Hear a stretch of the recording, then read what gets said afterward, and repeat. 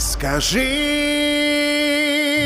детям, что деньги дети, что самый честный не будет предан, и только смелый он станет вечным.